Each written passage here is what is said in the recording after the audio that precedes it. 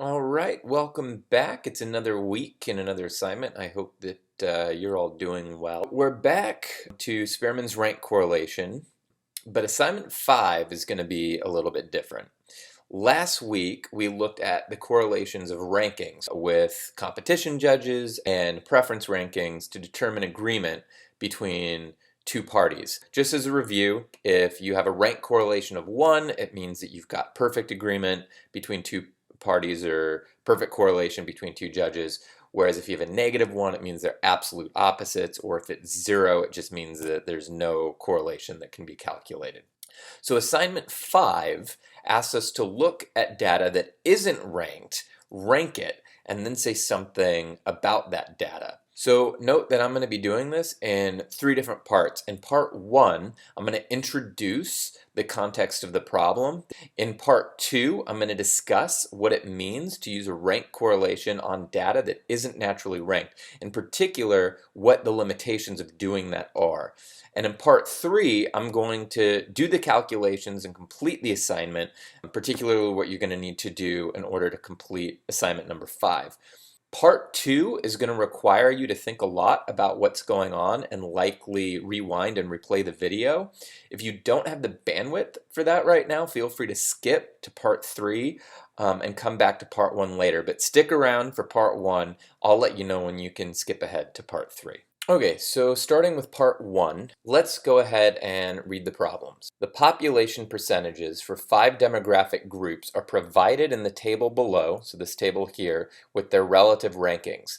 So we can notice some things here. Some populations are going up and some are going down. So for example, we've got 3 different time frames, 1980, 2010, and 2040. And if we look at the white demographic in California over this period of time, in 1980, they made up 67% of California's population. By 2010, they only made up 40%. And by 2040, they're projected to only make up 31%. So they're decreasing over time, whereas the Latino population in 1980 in California was 19%, but by 2010 it was 38%, and it's expected to be by 2040 45%. So that one's increasing. The question is, what is this task going to be asking us to do? It's asking us to determine if there's a correlation between population rankings between 1980 and 2040 and 1980 and 2010. So what this means is that if there were a strong positive correlation in this data, a high population demographic would stay high and a low population demographic would stay low over time. A weak positive correlation would mean that for the most part, lower population percentages would stay low and higher populations would stay high. However, there might be some significant exceptions. So to get a better idea of what's going on here with this data, I'm going to go ahead and actually graph the original data. You won't have to do that on your assignment, but just for the idea of context, I want you to see it. I've graphed the original data, and here's a graph where you can see that it's similar to the values in the table, and that the white population is about 70% corresponding to 1980, whereas it's only about 30% corresponding to 2040. So notice that the scatter plot looks like the values are generally increasing, but there is quite a wide variation. So we would expect that there is a weak positive correlation. This means that for the most part between 1980 and 2040, lower populations are expected to stay lower and higher populations are expected to stay higher, but with some significant variation, particularly with the white population decreasing and the Latino population increasing so much. We're going to move on to part 2. Feel free to skip this part and come back to it later if you just want to get your assignment done. So to continue, let's look at a simple case where is the strongest positive correlation. So I'm going to change the data just so that you can kind of understand what's going on a little bit easier. If we had demographic data from 1980 that did not change, so we have our 67% for our white population, we've got our 19% for our Latino population, and so on and so forth. If that didn't change in 2040, this is what that graph would look like. It would have a perfect positive correlation. So even if the populations between 1980 to 2040 grew, In relative sizes, they would be in the same proportions to each other. This would indicate the strongest positive correlation, meaning a lower demographic population would stay low because it's at the same percentage, whereas the higher demographic population would stay high because it stays at the same percentage. Note that any variation from this straight line would indicate that the population percentages changed.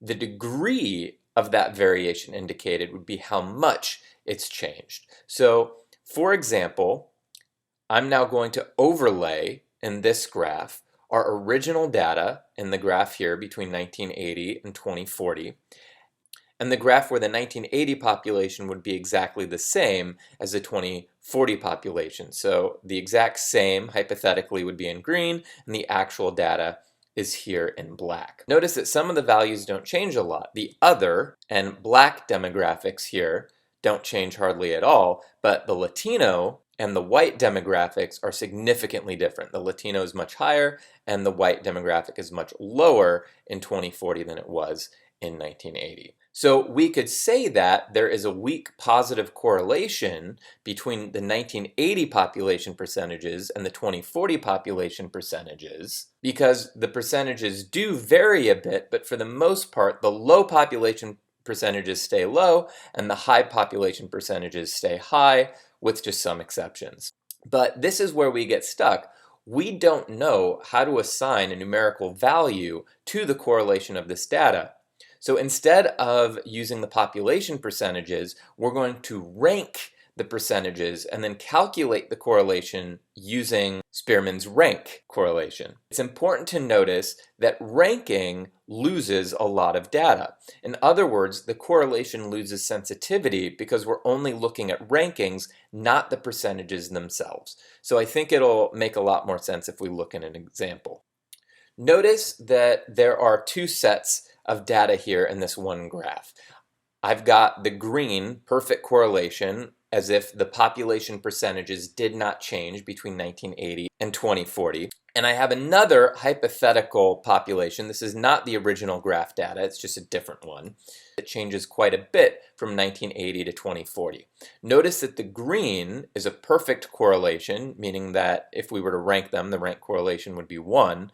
But the black data sets vary quite a bit. So we're going to do a Spearman rank calculation for both sets of this data. Don't worry, we don't actually need to calculate anything, it's going to be obvious. So let's start here with the 1980 and 24 data that's in black. So to rank them, I'm going to look at my 1980 population percentages here and say, well, what was the largest one? Well, the largest one here was at 70 almost, and that's the white population, so that's 1.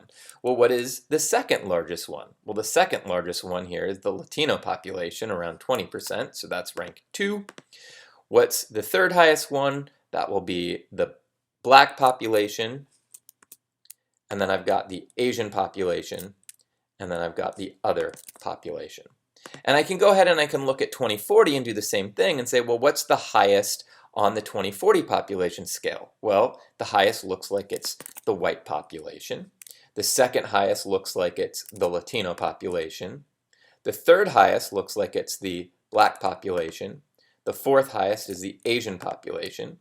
And the fifth highest is the other demographic. And I can go back down here to where I had the perfect rank correlation, which is kind of obvious, but I'll go through it anyways, where again, you've got your white population, your Latino, black, Asian, and other demographics. So I could rank those the same way.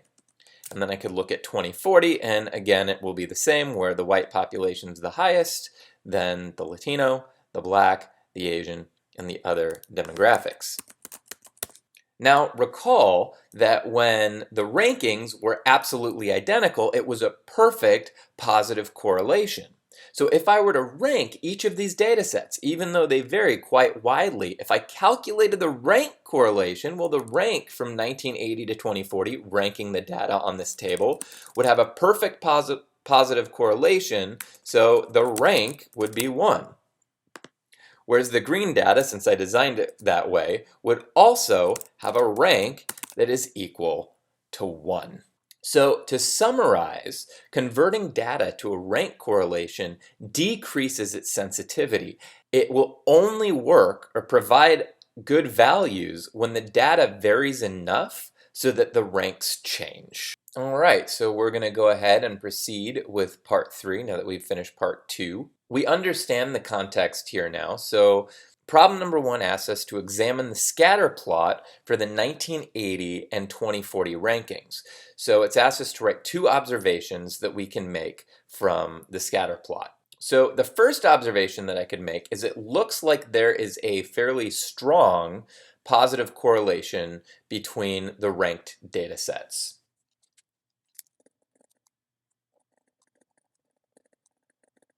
A second observation that I could make is that 2 of the data points switch.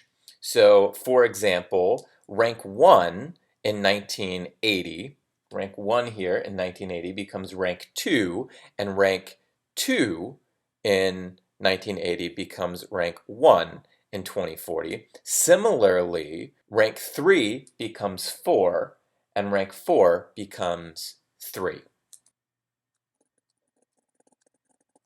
So I can say that 2 data points switch and 1 data point remains the same.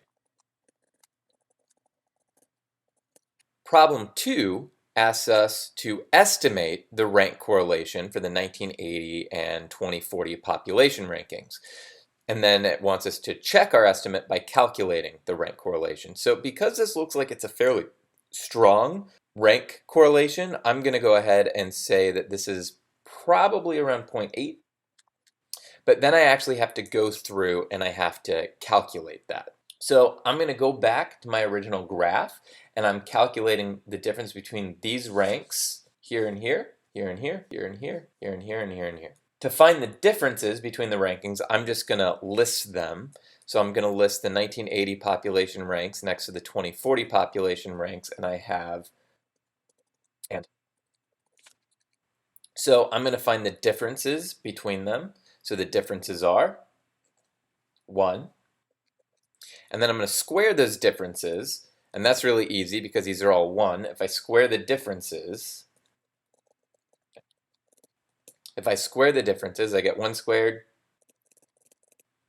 So my result is just 1 plus 1 plus 1 plus 1, which is 4. So I now have the sum of the differences squared. The formula for Spearman's rank correlation is, so I know that my sum here is 4. The number of rankings here is 5. So R is 1 minus 6 times 4 over 5 times 5 squared minus 1, which is 24. 6 times 4 is 24. So these terms cancel, and I have R as 1 minus 1/5, which is 1 minus 0.2, which is equal to 0.8. Problem 3 asks us, would you expect the 1980 population ranking and the 2010 population ranking to be smaller or larger than the one computed in problem number 2? This one is more of a conceptual question. We're looking at the difference between the populations in 1980 and 2040. We've already looked at those. And now what we're trying to say is, would we expect there to be a higher correlation or a smaller correlation in 2010?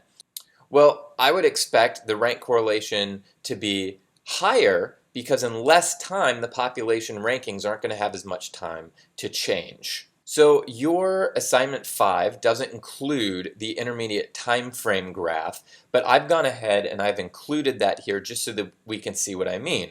So that notice that in this graph between 1980 and 2010 as opposed to 2040, instead of having 2 population rankings change, we only have 1 that changes. So this looks like more of a straight line than the previous graph here. Well, it looks like between the 1980 and the 2040 population rankings, there was kind of a weaker positive correlation. Between 1980 and 2010, there's going to be a stronger positive correlation. I would expect the correlation between the 1980 rankings and the 2010 rankings to be larger than the one I computed in problem 2, because in less time, the population rankings wouldn't be as likely to change as much. This makes sense because populations don't tend to change rapidly, they take long periods of time. Problem 3a asks us to compute the correlation between the 1980 population ranking and the 2010 population ranking here to see if it confirms or contradicts our expectation. I'm just going to go back to the original table. So I'm going to compare the 1980 population ranks to the 2010 population ranks, and I'm going to make these lists on my paper to do the calculation like I did in problem 2. So the 1980 population ranks were, and the 2010 population ranks are. Again, just so we have it handy here, I'm going to write Spearman's rank correlation equation. So I want to find the sum of the differences squared. So I'm going to find the differences. 1 minus 1 is 0. So if I square these, so these are the differences. If I square these, I have 0, 1, 0, 1, 0. And if I add them up, that's equal to 2. So the sum of the differences squared is 2. And then I can go ahead and just calculate this out.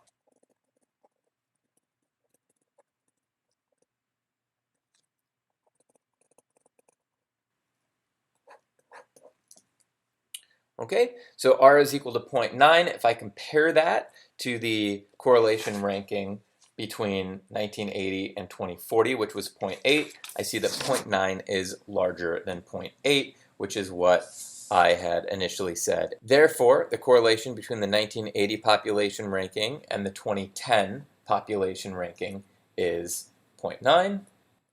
This confirms my expectation because it is higher. All right, thank you for sticking around for the entirety of this video. I know it was a little bit longer. If you have any additional questions about assignment number 5, go ahead and contact your course 3 teachers. Stay healthy and good luck on the assessment.